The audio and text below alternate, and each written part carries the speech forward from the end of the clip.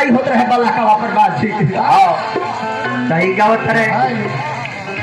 कि हरियर टिकुलिया लहराता आ टिकुली सतरे पाले आ यही रे टिकुलिया पर 3 जना के रखल लेकिन चले वो गीत बा कि कैसे समझाई का हो बताई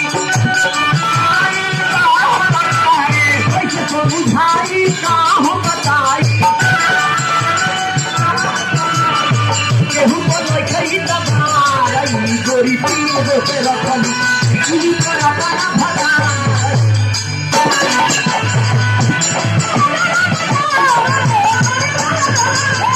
टिकुली पर अपना भगा गोरी पीर होके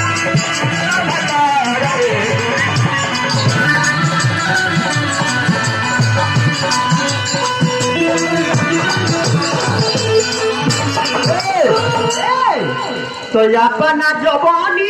पर पारा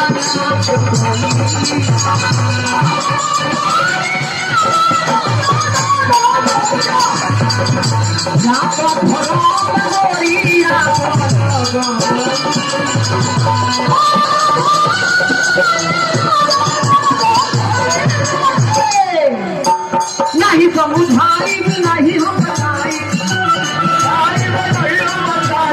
नहीं समझाई नहीं हम बताई गोरी पीर होके रखनी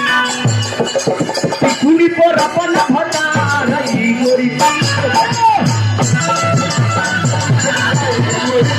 टिकुली पर अपन भटा रही गोरी